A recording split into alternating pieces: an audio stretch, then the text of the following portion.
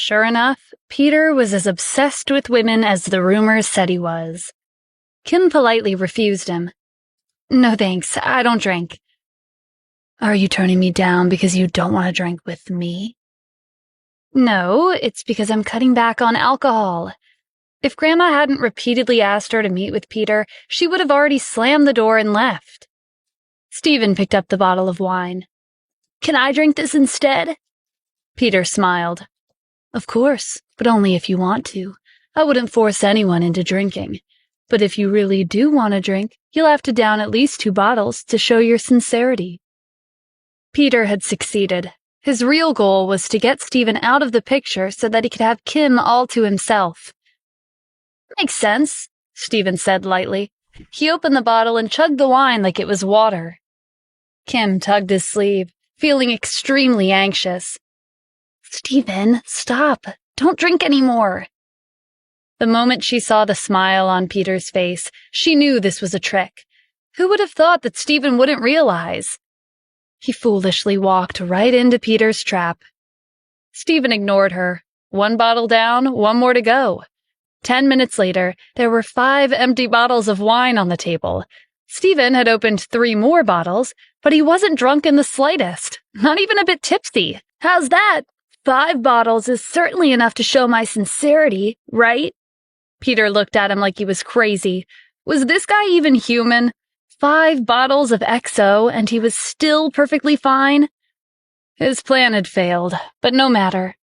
Peter snapped his fingers, and 10 bodyguards rushed into the room. "Kim, there are many people in this city who want to work with the Clark family.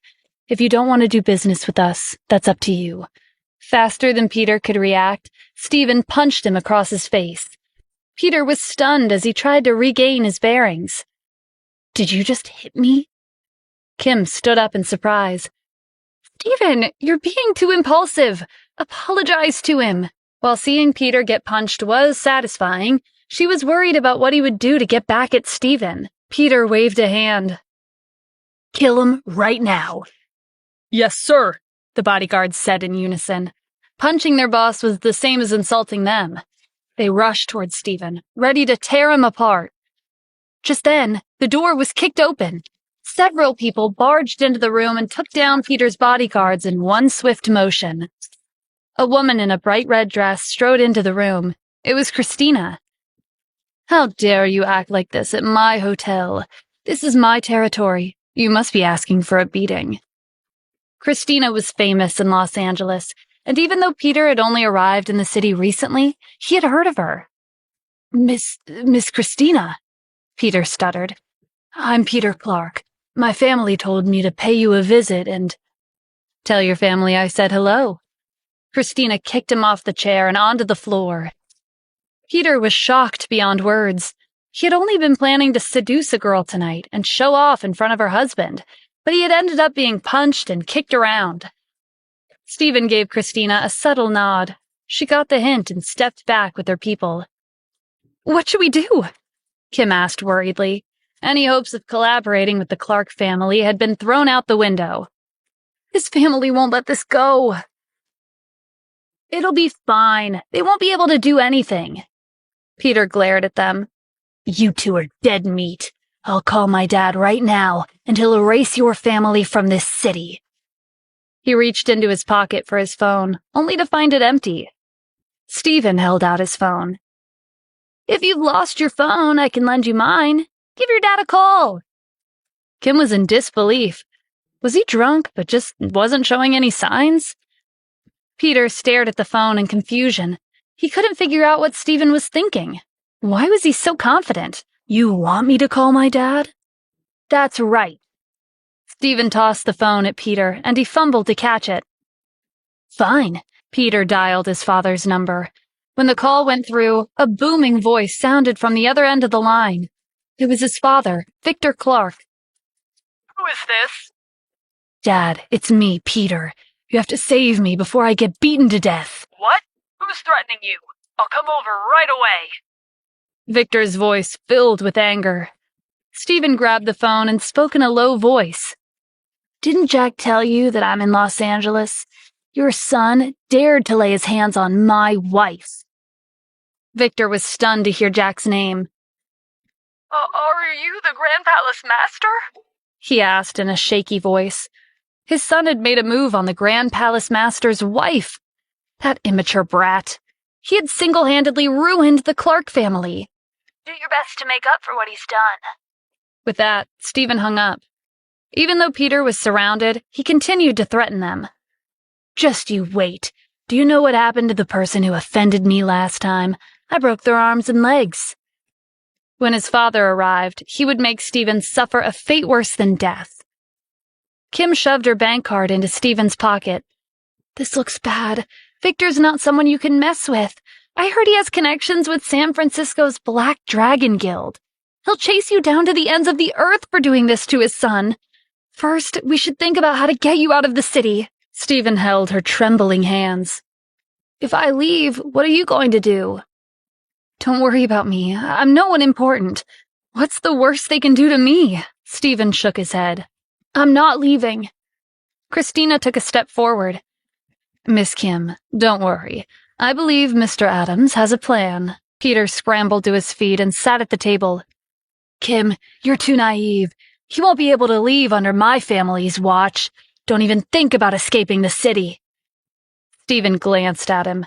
Even if he were planning to leave the city by plane, a family with only a net worth of tens of billions wouldn't be enough to stop him. Kim grew more anxious by the minute. She looked at Stephen, who hadn't said a word. Why are you just standing there? Now's not the time to be zoning out. Do you know how to contact the owner of Global Investment? Maybe if you tell him your situation, he'll help you out. Or maybe I can ask Grandma for help? Even though she's biased, she might lend us her assistance since this is an emergency. Stephen led Kim to the couch and sat her down. Okay, calm down. Everything will be taken care of soon. Kim stared at him. Did he really lose his mind from the alcohol? An hour later, hurried footsteps sounded from outside the room. Victor had arrived with his bodyguards. The moment they entered the room, Peter ran up to them. You're finally here. That guy is crazy. He beat me up, and he even called you a coward. Victor looked at his swollen cheek. Who hit you? He asked nervously. Peter pointed at Stephen. Him, Stephen Adams. Everyone knows about him in Los Angeles. As Victor walked up to Stephen, Peter could already imagine his tragic end. But to his surprise, nothing happened. Peter turned around and saw Victor bend down. Dad, what are you doing? Victor kneeled on the floor. Grand Palace Master, I apologize for my son's immaturity. Please allow our family to survive. Kim was speechless when Victor got on his knees. He even begged Stephen to save his family. And why was he calling him Grand Palace Master? Dad, are you crazy? Peter exclaimed. Who are you calling Master? He's just a nobody. Before he could finish, Victor slapped his head. You don't even know who you've offended. I should just disown you and kick you out of the family. Stephen was the Grand Palace Master, a terrifying existence who could turn the world upside down with a single word. Kim didn't know what was going on, but she worried Victor might try to get back at them later on. Stephen, let's just leave. They'll get what's coming to them. Okay. Stephen looked down at Victor. Before you came, your son threatened to break my arms and legs. Victor got to his feet. There was a strange smile and a relieved look on his face. Thank you for sparing my family, Mr. Grand Palace Master. If you want, I can break his limbs right now. As long as he could protect the Clark family, breaking Peter's arms and legs was a good trade-off. He wouldn't bat an eye, even if Stephen had asked him to kill his own son. Peter turned pale. Dad, I'm your only son. How could you say something like that? Kim was astonished by their father and son relationship. Why did Victor look so excited at the prospect of harming his son? Were they really a family? Stop this nonsense, Stephen said. Victor felt a chill run down his spine at Stephen's displeased expression. Yes, I apologize. Oh, that reminds me. What will happen to the collaboration between the Cassidy group and your family? Don't worry. The only business partner the Clark family will have in this city will be the Cassidy group. All right, Kim, let's go. Stephen held her hand and led her out of the room. Victor watched them leave with reverence in his eyes. To him, Stephen was like his god. He was envious of the Cassidy family. How did they manage to get the Grand Palace Master on their side? When they reached the hotel lobby, Kim pulled on Stephen's hand, signaling for him to— "Why did he call you Grand Palace Master? Are you hiding something from me?" Stephen turned around. "Yes." After a pause, he added, "But I can't tell you right now. When the time is right, I'll tell you everything about." He had yet to resolve the issue with the Addams family in Washington, D.C., and there were also several high-ranking people in the palace who didn't acknowledge him as the Grand Palace Master. Telling Kim his identity would only cause her to live in fear of the unknown. Kim looked into Stephen's eyes, trying to grasp his thoughts, but he gave nothing away. Maybe Stephen had asked the owner of Global Investment for his assistance, and he couldn't reveal any information without his permission. She heaved a sigh. "I understand, but sometimes, instead of doing everything on your own, it's easier to have someone by your side who you can rely on." Stephen fell silent as they left the hotel and walked to their car. In this world, who could he rely on? The goals he wanted to achieve were beyond the capabilities of ordinary people. When they returned to the villa, Stephen saw Alice wipe the floor with a wet cloth. Natalie stood a short distance away. "Make sure it's clean. Did you approach Stephen so that you could live like a princess? It's a shame. He's not worth anything to our family. If you want to stay here, you'll have to earn—" Kim took off her shoes at the doorway. When she looked up and saw the furious look on Stephen's face, she knew something was wrong. Kim hurried inside. She was shocked to see Alice cleaning the floor. "Mom, what are you doing? Alice is our guest. Why are you making her do housework?" "Guest? What a joke! She's not qualified to be our guest. Letting her do housework in exchange for living here is already a good offer." Stephen helped Alice stand up. One side of her face was swollen. "What happened to your cheek?"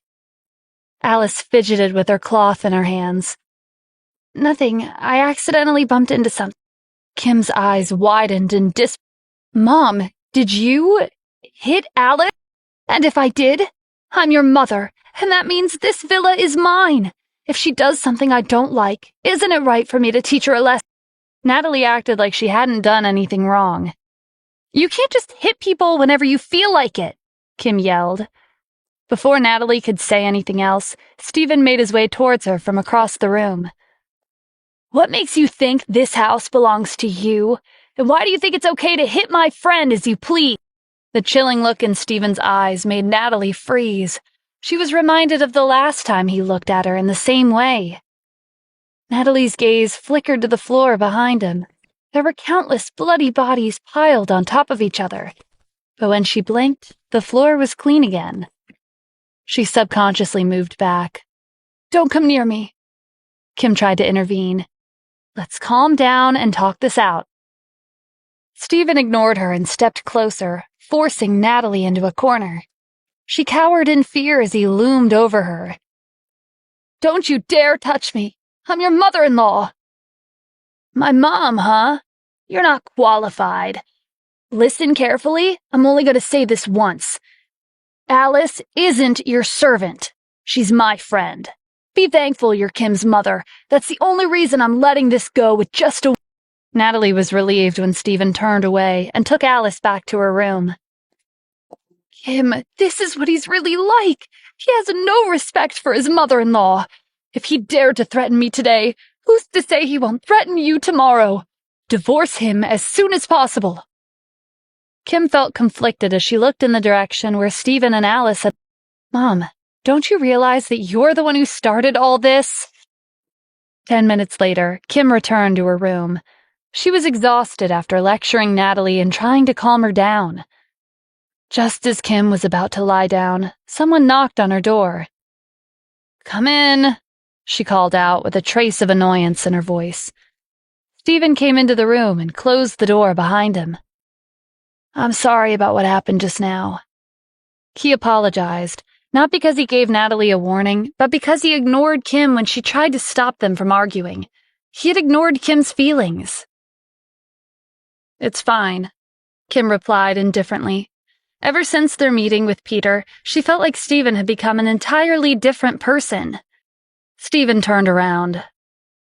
"Okay, I'm heading back to my room." He paused in the middle of opening the door. "A long time ago, I was a beggar on the streets. Being bullied and beaten was a daily occurrence. I prayed for someone to get me out of that hellhole, even if only for a moment. At that time, he had hoped for anyone to lend him a hand, but no one was willing. Alice was just like me from the past. That's why I want to help her." Without waiting for a reply, Stephen left the room. Kim's heart sank. No wonder he lost his composure when he found out that Natalie had hit Alice. She wasn't aware that he had such a difficult past. The next morning, Kim woke up early to prepare a big breakfast for Stephen and Alice. When she finished setting the table, Stephen came out of his room with his car keys. Alice waited for him by the front door. "Where are you going? Don't you want to have breakfast first?" "Why are you even asking him?" Natalie said. "He'll eat if he wants to." She was still annoyed by Stephen's warning last night, but she was too afraid to look him in the eye.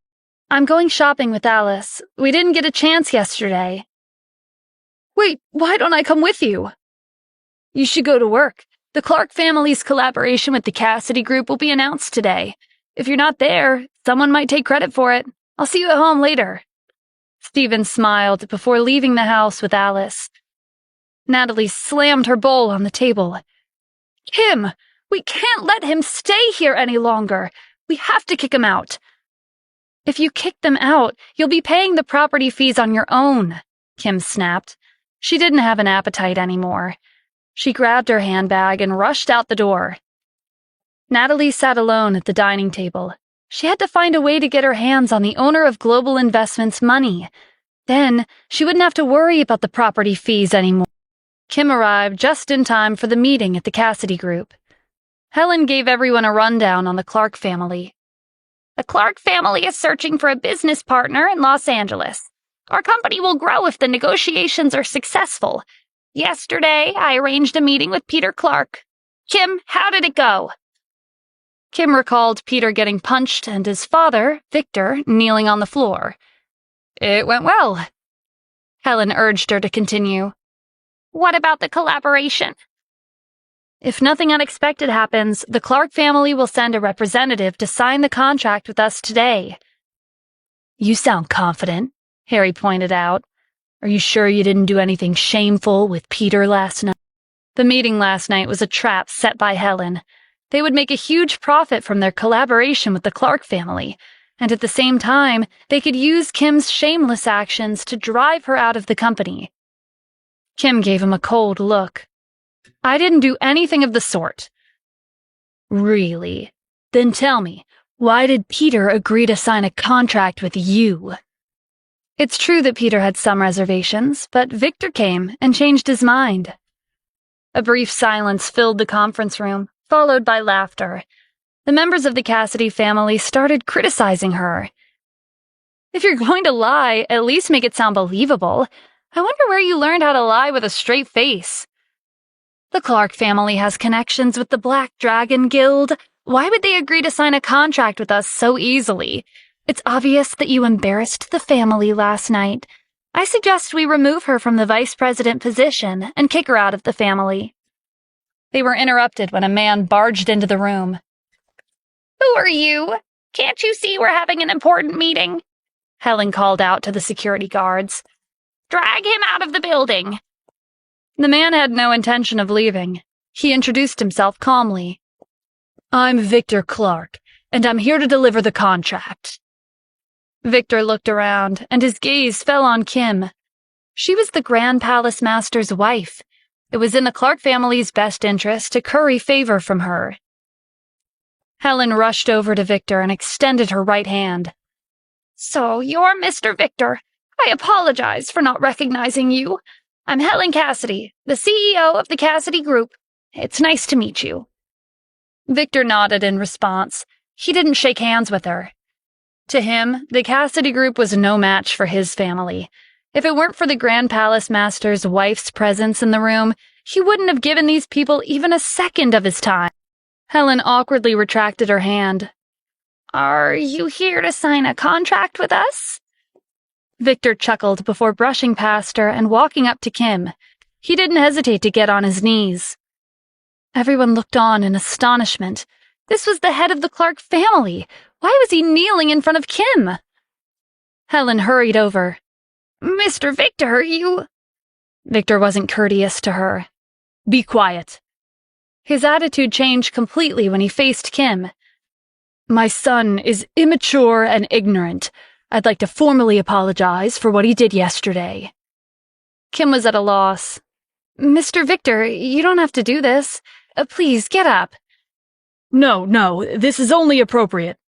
Victor held out the contract. This is an agreement between the Clark family and the Cassidy group. I've already signed it. We'll be happy to collaborate with your company. In addition, all the profits will go to you. My family won't take a single cent. Kim had no choice but to take the contract. All right, I accept. Thank you, Miss Kim. Please continue with your meeting. I'll be leaving now. Victor glared at Helen when he passed her. Our family only recognizes Miss Kim as our business partner. I hope you understand what I'm trying to say. Before Victor came, he had instructed his people to investigate the Cassidy group. He was already aware that the Cassidy family didn't take Kim serious. I understand, Helen gritted out. Her plan was supposed to be perfect. She had taken into account everything that could have gone wrong. But she never would have imagined that the head of the Clark family would personally pay them a visit and apologize to Kim. It must have been the owner of Global Investments doing. Who the hell was he? Stephen and Alice shopped at Lemon's Apparel, a high-end clothing store. Alice had never seen this many expensive clothes in her life. When she reached for one of the price tags, she was surprised by the number of zeros. Stephen, I don't need these kinds of clothes. Why don't we just go home? Don't worry, I have the money. Since Stephen was adamant, Alice decided to compromise and choose the cheapest clothes she could find. Stephen's phone rang. Andrew was calling. It seemed like the Addams family was finally making their move. I have to take this. Look around without me. Stephen left the store and hurried to a corner with fewer people around to answer the phone. The Addams family has sent Melinda Addams to Los Angeles. She's expected to arrive by tomorrow, Andrew reported. Stephen recognized the name. Melinda was his aunt, and she was a cruel and ambitious person. The Addams family was finally taking him seriously. All right, keep an eye on her. Stephen hung up and went back inside. There were a lot more people than he remembered. A group of people were crowding around the area where he last saw Alice. They were whispering to each other. Alice was at the center of the crowd. I'm not the one who dirtied this shirt. It was like this when I came in. A man in his 30s held a shirt in his hand. There was a large stain on the front. Do you know what kind of place this is? Lemon's Apparel, one of the top 100 clothing stores in the world. Our staff are well trained, and our clothes are of the highest quality. You expect me to believe that this shirt was stained when you came in? Look at your clothes. They're dirty and full of patches. The only person who could have stained this shirt is you. This man was a sales associate at Lemon's Apparel. He was the one who accidentally stained the shirt, but it was too expensive for him to compensate. If the manager discovered his error, he might be fired from his job. Fortunately, a teenage girl had been wandering around. She was the perfect person to use as his scapegoat.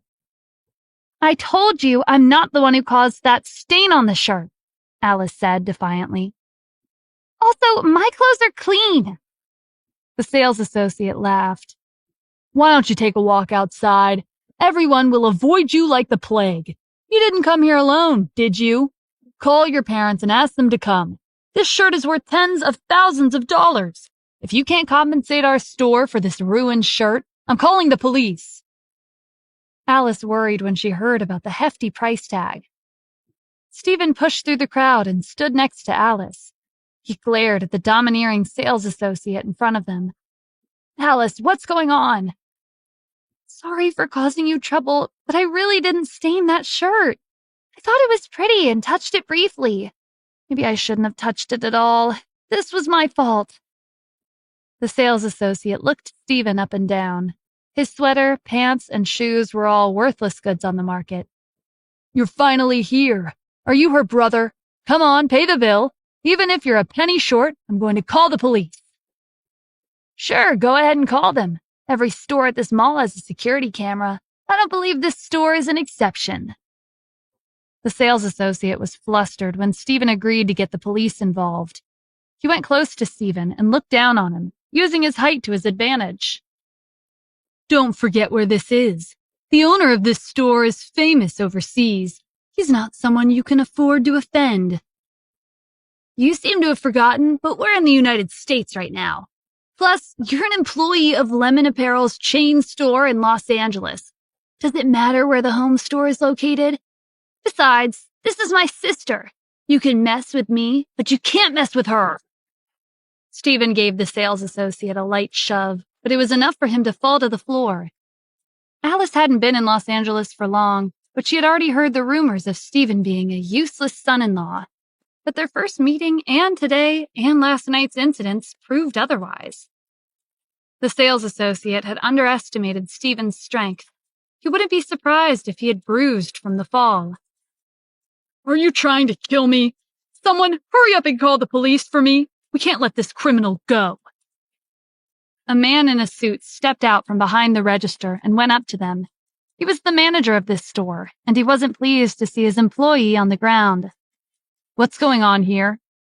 The sales associate rushed to his feet and informed the manager of everything that had happened. Of course, he made sure to exaggerate the details. The manager faced Stephen and Alice. There's no need to drag this out. Give me the money for the shirt and get lost. Frankly, he was already being quite generous. Having people cause a scene in their store was enough to ruin their reputation. If rumors were to spread, who would visit their store in the future? Furthermore, what if other people were to mimic their actions today for the sole purpose of damaging their store's reputation? Regardless of the truth, he had to use them to set an example. Stephen frowned. You've only heard one side of the story. Why don't you ask us what happened instead of jumping to conclusions? Is there a need for that? This man is an employee of our store, and his account is credible. Your logic is amusing, but coincidentally, I also have an ultimatum for you. Leave and never come back. If it were Alice or some other unsuspecting customer shopping alone at this store, today would have been their worst nightmare. The store had no interest in what really happened. They only cared about their reputation and getting compensation. The crowd pitied Alice, but Stephen's arrogant tone didn't sit right with them. As for the manager, he wasn't threatened. Young people these days are too bold for their own good. Acting tough will become your disadvantage. Stephen ignored him and called Jack. Place a bucket of paint in front of Lemon's Apparel. Are you calling for reinforcements? The manager asked. All right, let's see how far you can take this. 10 minutes later, Jack arrived with a bucket of paint. He happened to be nearby, so he came to see if there was anything he could help with. Is the CEO of Lemon's Apparel affiliated with the palace? Stephen asked. It hadn't been long since he had become the Grand Palace Master, so he wasn't familiar with all of the palace's business partners yet. Jack did a brief search on his laptop. Yes, his name is Louis Lemons, and he's one of the palace's employees. If he doesn't take care of this, then he'll no longer be an employee after today. If someone were to overhear their conversation, they would think that Stephen and Jack were a pair of lunatics. Louis was the owner of one of the top 100 clothing stores, and his net worth was hundreds of billions. Why would he be anyone's employee? They must be joking. The manager was annoyed when they ignored him and whispered to each other. What are you planning to do with a bucket of paint? If you want to ruin these clothes to mess up the store, then by all means, go ahead. But let me tell you something. The cheapest clothes in this store cost around $35,000. There's even a limited edition dress that's worth more than $7 million. As long as you can afford it, you can do whatever you want. Using paint to scare people? How childish. This tactic may have worked at a cheap clothing store, but not here. Any piece of clothing was worth a fortune. "The paint's not for the clothes. It's for you." Stephen grabbed a bucket of paint and flung the contents towards the manager. He made sure to control his strength so that the paint wouldn't get on the surrounding clothes. This was the last thing the manager expected, so he could only raise his arms to try and block the paint, but it didn't do much good. He panicked and flailed his arms to get the paint off of him, but in the process, clumps of paint splattered on the clothes around him. The crowd rubbed their eyes to make sure they weren't hallucinating. Clothing worth millions had been ruined in a split second. The manager was so shocked that he couldn't speak properly. He had stained the clothes with paint, and everyone in the store were witnesses. He regretted picking a fight with a madman like Stephen. If he couldn't figure out a way to resolve the damages, his career and his life would come to an end. The manager pointed a shaky finger at Stephen. "I'm going to call the police and hire the best lawyer. I'll make you lose everything, and I'll make you spend the rest of your life in prison." "Sure, call them any time. By the way, where's your phone? Maybe you'll be receiving a call from your boss soon." Sure enough, not even 2 minutes later, the manager's phone rang. Lewis sent a video call invitation. The manager pressed the accept button with trembling fingers. He couldn't believe that Lewis, the CEO of Lemon's Apparel, had taken the initiative to send a video call. As soon as the call connected, Lewis ordered the manager to turn the camera towards the Palace Master. The manager was dumbfounded. He had no idea who Lewis was referring to. He came to the conclusion that it was someone's nickname, but he wasn't aware of anyone among his staff with such a strange nickname. "Mr. Lewis, there's no one that goes by that name here." Lewis didn't look too happy to hear that. Before he could yell at the manager, Stephen interrupted him. "He's talking about me." Even though the manager didn't believe him, the angry look on Lewis's face was more than enough of a confirmation. He turned the camera towards Stephen. Lewis immediately apologized. "Please forgive my staff for disrespecting you. It was my negligence. I'll make sure they receive proper training."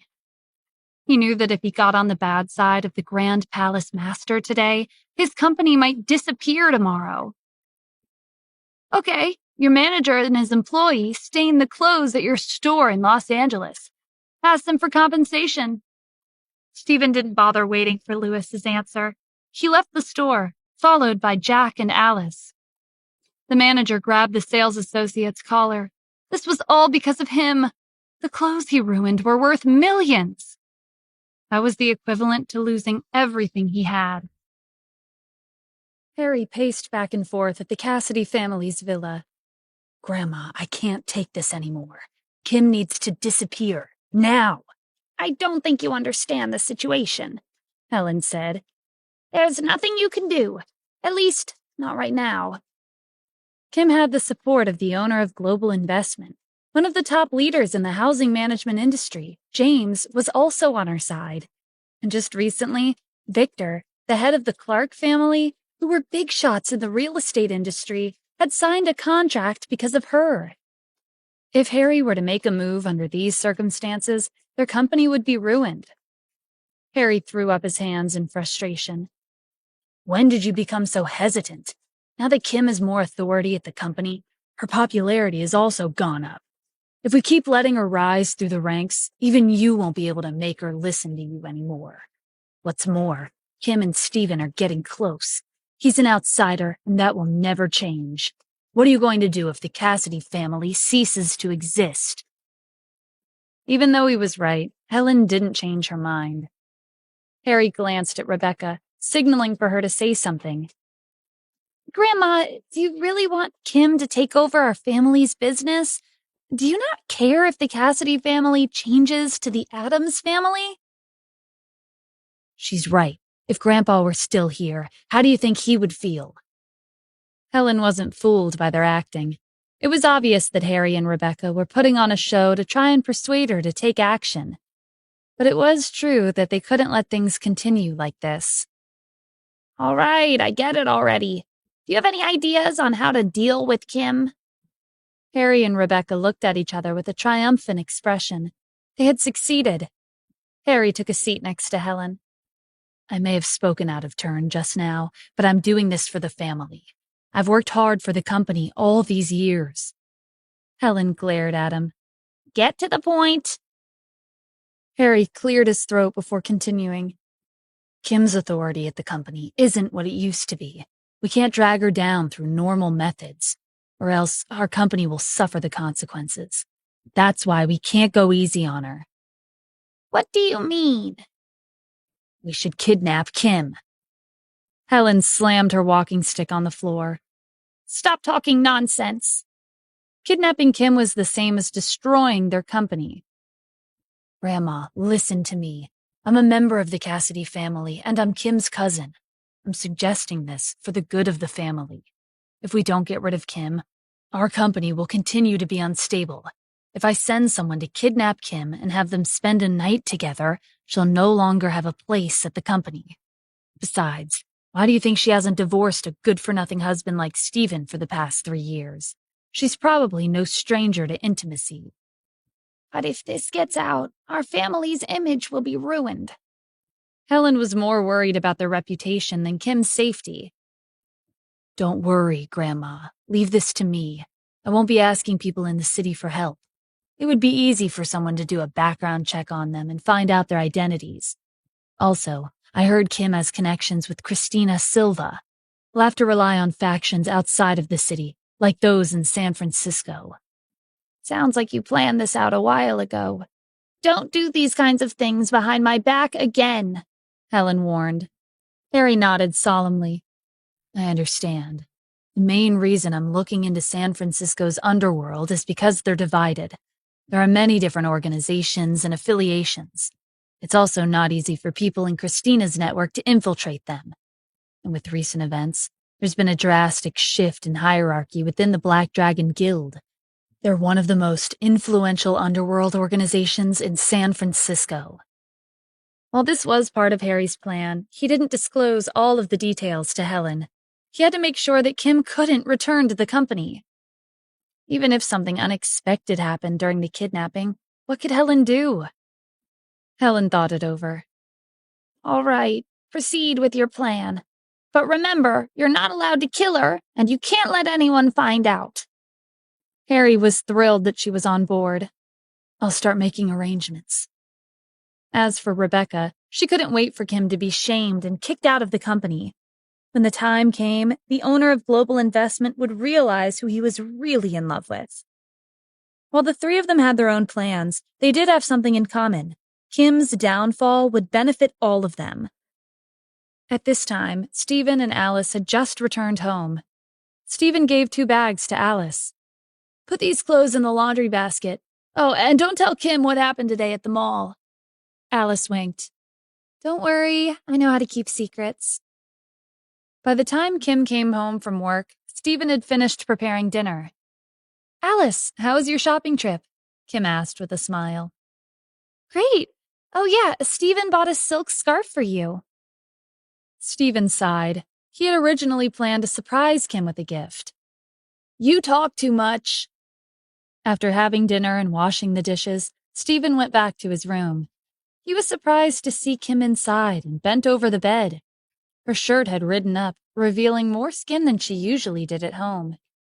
Stephen was confused as to why Kim made his bed, but it dawned on him that perhaps she was here to prepare for tonight. Even though they had been married for 3 years, they always used separate rooms, and they were rarely intimate with each other. Kim, he called out, do you want to sleep together tonight? Kim whirled around with a bashful look on her face. What nonsense are you saying? When did I say I want to sleep with you? Then why did you help me make my bed? Kim was momentarily at a loss for words. I'm your wife. Isn't it normal for me to make your bed? It is normal, but isn't it also normal for couples to share a bed at night? Stephen teased. Kim's face reddened. Her heart thundered in her chest. Whatever, I'm leaving. She tossed the blanket on the bed and ran out of the room in a fluster. Stephen was left alone in the room. His wife was really shy. But on another note, it seemed like their divorce crisis was over. The next morning, Kim saw Stephen preparing breakfast earlier than usual. Alice diligently helped him. Natalie sat in the living room, watching Alice set the table. Ever since Stephen gave Natalie a warning, she no longer tried to kick Alice out of the house, but she still talked to her rudely. "If you didn't work so hard, would I have let you stay? You should do your job as well. Don't think I'm not saying anything because of Stephen. He's—" Natalie trailed off when she felt Stephen's gaze bore into her back. She turned around and changed the topic. "Hey you, why haven't you paid the property fees yet? Do you know how embarrassing it is for me to keep putting this off?" Kim was annoyed by Natalie's nagging this early in the morning. "Mom, it's not like this house belongs to Stephen. Why do you keep asking him for money?" "Who cares? It's a fact that the owner of Global Investment gave him the funds for safekeeping." "You don't have to worry about the property fees," Stephen said calmly. "By the way, Kim, I have something I want to discuss with you." "What a coincidence. Me too." "Really? You can tell me first." "Well, it's like this. I'm assuming Alice is around 17 years old. Many people her age are in school, so I was thinking about enrolling her into a high school and letting her study." Kim had wanted to tell Stephen about this last night, but she left his room before she had the chance because of his teasing. Stephen's face brightened. "I wanted to tell you the same thing. Looks like we're on the same wavelength." Upon hearing their conversation, Alice quickly shook her head. "I don't want to go to school. I'll be okay with doing chores around the house, or maybe finding a part-time job. I can even help Kim with her work." Natalie rolled her eyes. "Of course you don't want to leave." "Alice, listen to me," Stephen said. "This is the perfect age to go out into the world and learn some useful skills. When you come back, you can put everything you learned into practice and become Kim's best assistant." He threw a glance at Natalie. "You don't want to be called useless all the time, do you?" "You're not useless," Alice retorted. She had witnessed Stephen's strength firsthand. Even so, Alice gave it some thought. She concluded that going back to school would be the best option. "Okay, I'll go to school and study. When I come back, I'll be as capable as Stephen." Natalie scoffed. "You think he's capable? How naive." Kim had a feeling that Alice knew something she didn't. She would find an opportunity later and ask her about it. As of late, it was getting more difficult to understand what was going through Stephen's mind. After breakfast, Stephen drove Kim to work. On the way back, he gave Jack a call and told him that he wanted to send Alice to school. "Based on Alice's current situation, there's one school that suits her needs. The Los Angeles Academy is a school for wealthy families. The enrollment fee alone is $500,000, not to mention other fees like tuition, textbooks, and meals. Even though it's pricey, their goal is to nurture their students' talents. They develop lesson plans based on their students' interests and background. In addition, the school is owned by the Palace. The principal of the school, Jeffrey Waller, is also a director of the Los Angeles Education Bureau. His net worth is around $10 billion, but he has a low rank at the Palace." "Contact Jeffrey and make arrangements for Alice's enrollment," Stephen instructed. Meanwhile, at the Cassidy group, Helen and Harry were taking the opportunity before Kim arrived to discuss their plan. "Grandma, I contacted the Black Dragon Guild and spent $1 million to invite Troy to Los Angeles. Our plan is going smoothly," Harry said. Helen couldn't help but be a little worried. "Is this man named Troy reliable?" "I've asked around. Even though the former head of the Black Dragon Guild, Roland Adams, is dead, the new head, Matthew Lozano, is just as skilled. It hasn't been that long since he took on the position, but he's already settled the conflicts between the city and the underworld. Troy is one of Matthew's subordinates." It was almost time for work, and Harry was afraid that the other people at the company would eavesdrop. He went closer to Helen and whispered the rest of the plan's details. "Fine, I'll agree to it. To prevent the Cassidy family from falling into the hands of an outsider like Stephen, sacrificing Kim will be worth it." The Los Angeles Academy disregarded the number of years of compulsory education, and students of all ages could apply. They implemented lesson plans that were unique to each student according to their aptitude to increase proficiency in learning. Every month, the school accepted new students, but there was a catch. Each student was required to pay an enrollment fee of $500,000. As for the tuition, it varied from student to student, but it was not a low amount. This was to be expected, as the school hired top-class teachers from around the country and even across the globe. As such, despite the expensive fees, wealthy families would not hesitate to send their children to this school. As the Grand Palace master, Stephen didn't think too much of the $500,000 enrollment fee. However, this school was owned by the palace, and he didn't want to expose his identity. On the day Stephen brought Alice to enroll, there were many parents with their children at the entrance. Stephen took Alice to the registration office and waited in line. The secretaries who worked for the wealthy families were gossiping near the back. "Hey, did you hear? Someone donated $100 million to the school. That's enough money to build another school." "My boss only donated $1 million. Hey, how much did your boss donate?" "Not much, only $1.5 million. My boss donated $3 million. The person who donated $100 million was Stephen, and he didn't really care about the money. To him, he was only funding his own business. However, the secretaries were engaged in a heated discussion regarding whose boss donated more money. Whoever's boss came out on top would be superior. Stephen and Alice were one of the last people of the day to enroll. When it was their turn to fill out the form, a woman and her son cut in front of them. "That poor excuse of a car is yours, right? What made you think you were qualified to enroll that girl next to you in this school?" "What are you talking about? I'm here to register, just like everyone else. Why does it matter what kind of car I'm driving?" "Of course it matters. The enrollment fee is $500,000 alone. Adding on the tuition fees and the like, you'll have to pay a total of several million. Can you afford it?" "Of course I can afford it. I just donated $100 million to the school." The woman laughed as she put a hand on her son's shoulders. "Did you hear that? When school starts, you have to study hard. Otherwise, you'll turn out like him." She felt like that wasn't enough to humiliate Stephen, so she continued. "If you really have the means to donate $100 million, I can do a live broadcast to raise your popularity." "Even if you want to do that, you'd still have to wait in line." "You want me to queue up? What a joke. Do you know who I am? The vice principal, Dr. Gold, is my husband. I brought my son here to register.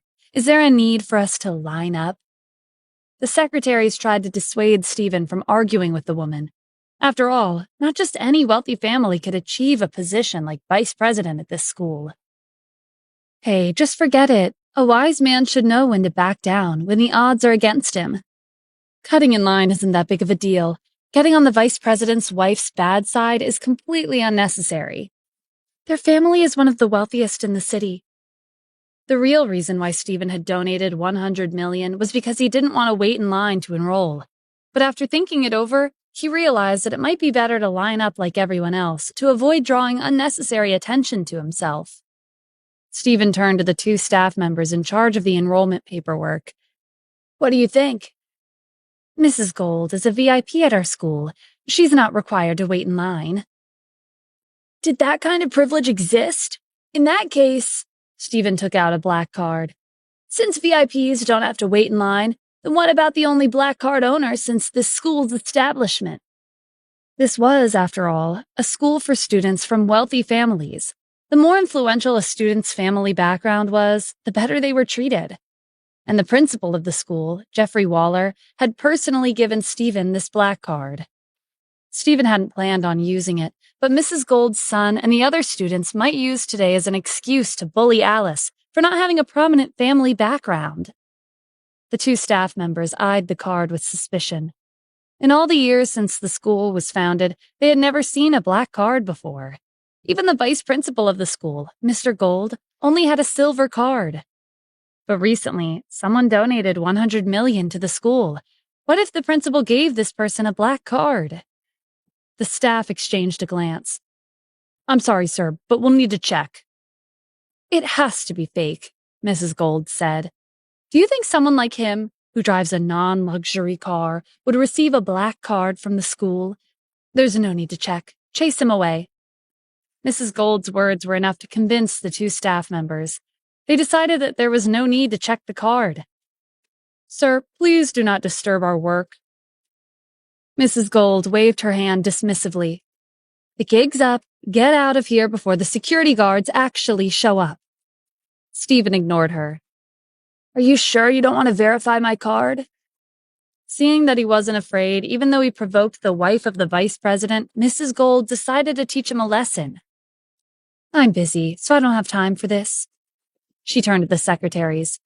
You, and you. Drag him out. When neither of them moved, she resorted to threatening them. My husband is the vice president. One word from me and your boss's kids can forget about having an easy time at school. Who will your boss blame? You or me? The secretaries exchanged a nervous glance. In the worst-case scenario, they would be fired. Moreover, Mrs. Gold's husband had an influential position at the school. They hurried over to Stephen and Alice, prepared to drag them out by force if necessary. The two staff members kept quiet. Neither of them were willing to step in. While Stephen's attention was focused on the secretaries, Mrs. Gold's son walked up to Alice and slapped her across the face. You think you're worthy enough to attend the same school as me? Stephen turned around and glared at Mrs. Gold's son.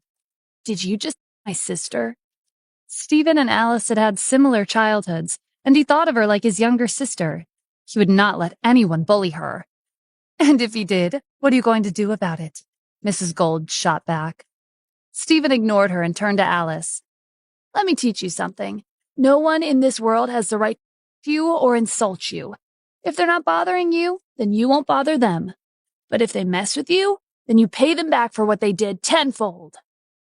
With his encouragement, Alice took a few steps forward and slapped Mrs. Gold's son 10 times.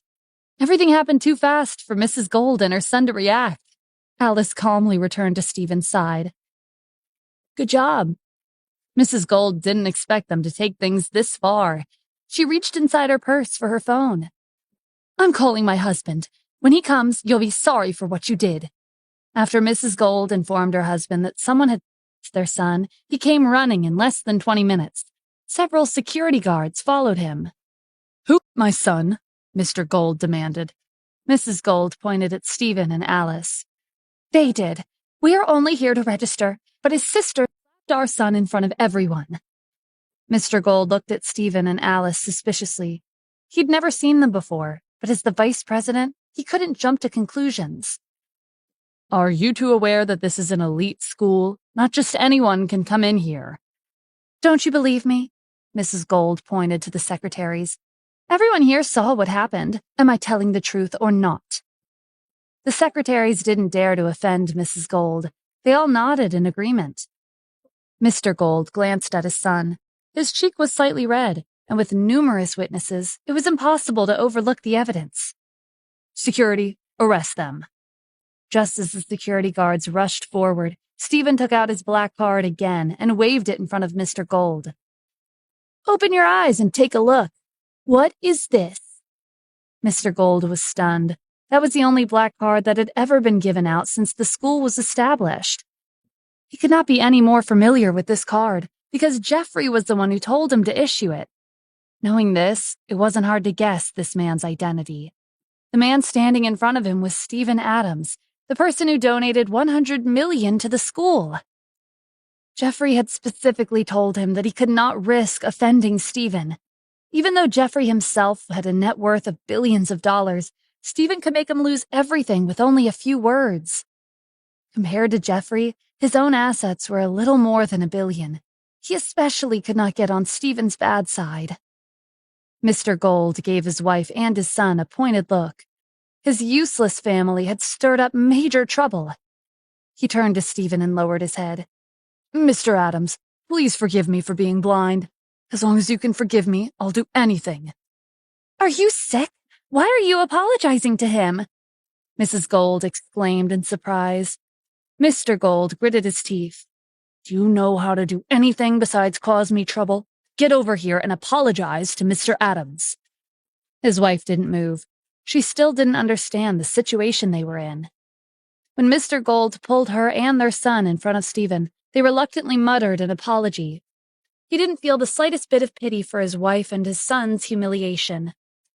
Mr. Adams, please let me know if there's anything else I can do to make up for their disrespect. Mr. Gold said carefully. Stephen looked him in the eye. I don't know. Why don't you tell me? The secretaries, who had originally supported Mrs. Gold, changed sides at the drop of a hat. Even though Mr. Gold was the vice president, he was nothing compared to Stephen, who had donated $100 million to the school. Your wife cut in line, and your son even slapped his sister. Not everyone is as brave as Mr. Adams to speak up. You have to take responsibility for your wife and your son's actions. Stephen was amused by these fence-sitters. Just a moment ago, he had been the target of their harsh criticisms, but as soon as his donation came to light, they pretended like they never looked down on him. Mr. Gold took the initiative to placate the situation. Mr. Adams, I promise that you and Miss Alice will never see my son at this school again. In addition, I'll be divorcing this woman. From today onwards, these two will have nothing to do with me. This was the perfect solution. The secretaries were shocked by his declaration, but that didn't matter. How could people like them ever understand his situation? A few simple words from Stephen could ruin his life and make him lose everything he had. Compared to his achievements, what was a wife and a son? They didn't amount to anything. Stephen nodded. Whatever you plan to do is up to you.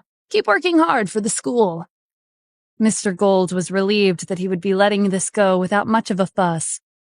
Hearing that her husband wanted to abandon her, Mrs. Gold immediately tried to beg him to stay. If he left, she would be left with nothing. Mr. Gold was afraid that his wife would make things worse, so he pulled her and his son out of the building. After they left, everything that came after was smooth sailing. Alice was registered as a new student, and she received her class schedule. Los Angeles Academy was similar to a boarding school. There were dorms for their students. Each room accommodated 3 students, and there was a full-time housekeeper who was responsible for meals, laundry, and other basic living essentials. While the enrollment fee was costly, the tuition was similarly pricey. One semester was worth $100,000, but her parents were more than happy to pay it. After finalizing the arrangements for Alice at the school, Stephen drove back to the company to pick up Kim from work. On his way there, he received a call from Christina. She informed him that one of the members of the Black Dragon Guild, Troy, had come to the city in hopes of meeting with him. Even though Matthew and Stanley were at the head of the organization, those who worked closely with them were aware that Stephen was the real leader. As a lackey who quelled the unrest in the city after Roland's and managed to restore the Black Dragon Guild's reputation, Troy had done a great service to the organization. And so, Stephen decided that he should meet with him once as a reward for his contributions. He told Christina to let Troy know that he would meet with him in the evening at her hotel. In the late afternoon, Helen called Kim into her office. An important client has decided to invest $500 million into our company, but he wants to assess our business before making the final decision. He recently arrived in the city, and he's staying at the Grand Hotel. As the vice president, you should welcome him and escort him to our company. Harry stood off to the side. He's in room 8088. Make sure you get the room right. Go alone, Rebecca added. Don't bring that troublemaker Stephen along. While Kim's meetings with their business clients didn't always go as planned, there were some successful meetings mixed in, and she had no reason to doubt them this time because she would only be escorting the client via taxi to the company. How hard could it be? After Kim left, Harry sent a text to Troy. She's coming. Let's begin. He turned to Helen with a smile. All that's left to do is to wait for his good news. I hope you're right, Helen said. She was a little concerned about Harry's plan. Even though she didn't acknowledge Kim, she was still a member of the Cassidy family. Kim left the company and took a taxi to the Grand Hotel. When she arrived, she went to the 8th floor and knocked on room 8088. Mr. Troy, are you in there? I'm Kim Cassidy, the vice president of the Cassidy Group. I'm here to pick you up. A man replied from inside the room. I'll be right out. The moment the door opened, a cloth was pressed against Kim's face, and she fell unconscious. 2 men carried her inside and sat her on the floor. One of them made a call. Troy, she's here. Good. Tie her up. Remember, don't touch her. Since we'll be meeting with our boss later, we'll ask him what he wants to do with her. Troy had heard from Harry that Kim was beautiful and that she had the misfortune of marrying a good-for-nothing freeloader husband. After seeing the picture that Harry had sent him, he decided to leave her fate up to Stephen. When Stephen arrived at the company, he didn't see Kim anywhere, and she also wasn't picking up his calls. He overheard the staff at the front desk say that Kim went to the Grand Hotel to pick up an important client. That was Christina's hotel. Stephen didn't think too much of it. The Grand Hotel was a popular location to meet business clients, and a simple escort didn't take that much time. He would meet with Troy and come back to the company to pick Kim up. Stephen drove to the Grand Hotel and went up to room 8087. Upon seeing Stephen, Troy and his subordinates greeted him in unison. "It's nice to see you, boss." Stephen frowned. "Troy, I don't want my identity exposed in Los Angeles for the time being. Do you understand? Just call me Stephen." Troy didn't think it was appropriate to call his boss by his first name, but he had no choice but to agree. "I understand. Besides meeting you, I actually came to Los Angeles because I was hired to kidnap the vice president of the Cassidy group. I heard she's a beautiful woman. It's a shame that she married a freeloader husband." Stephen's expression changed in an instant, and a chill filled the room. "You kidnapped Kim Cassidy. Well, isn't it a pity that she married a freeloader husband? However, are you aware that I'm the freeloader husband you're referring to?" Troy's eyes widened in fear, and the phone in his hand clattered to the floor.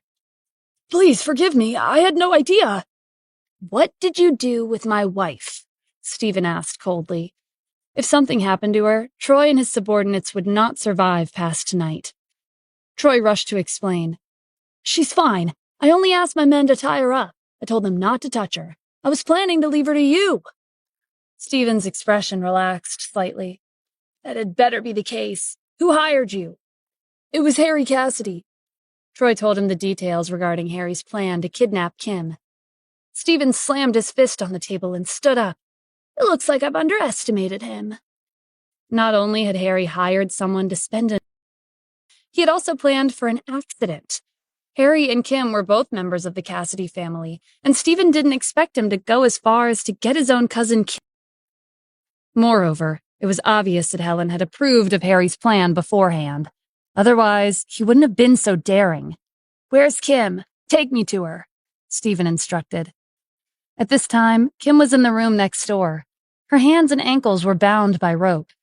Two of Troy's subordinates were keeping an eye on her. "She's really pretty. If it weren't for boss's orders, I would have made my move on her a long time ago." "She's a married woman. What a waste." Kim tried to struggle free of her restraints. Who are you? What do you want?"